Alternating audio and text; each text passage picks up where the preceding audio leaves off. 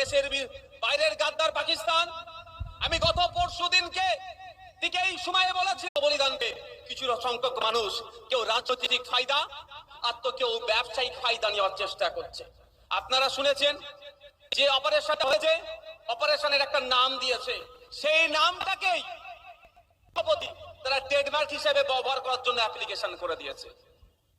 Colonel Sufia Qureshi, wing commandant ভূমিকা সিং, এদের পরিচালনায় একজন কমান্ডেন্ট কাশ্মীরের, যেগুলো নাম পেয়েছি আমরা, বাকি তো পাচ্ছি না, বিলাল আহমেদ সম্ভবত হবে।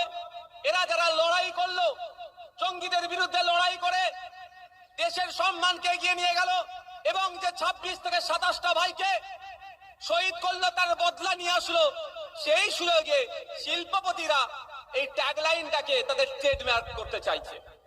এই অপারেশন যে নামে হচ্ছে সেটাকে ট্রেডমার্ক হিসেবে ব্যবহার করতে চাইছে।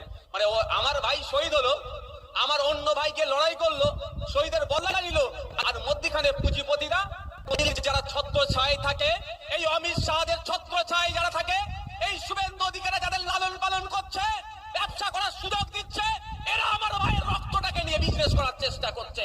এদের বিরুদ্ধে আমাদেরকে সোচ্চার হতে হবে, এদের তো খুঁজে বার করতে হবে। দুর্দিন এদেরকে খুঁজে পাওয়া যায় না, বরঞ্চ এরা আমাদের লড়াইকে, আমাদের বীরত্বকে এরা ব্যবসায়িক কাজে লাগানোর চেষ্টা করছে। এদেরকে সমাজ থেকে বিচ্ছিন্ন করতে হবে।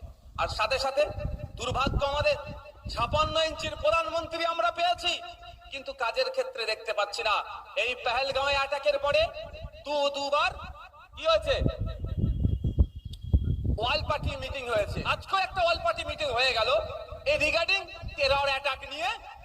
সেখানে 56 ইঞ্চিকে খুঁজে পাওয়া গেল না, কিন্তু খুঁজলে আপনি দেখতে পাবেন এই দুটো মিটিং এর মধ্যে একটা মিটিং এ উপস্থিত না হয়ে বিহারে গিয়ে মানুষের কাছ থেকে ভোট চাইছে।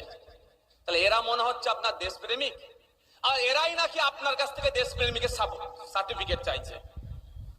কার কথা বলছি বুঝতে পেরেছেন? দেশের প্রধানমন্ত্রী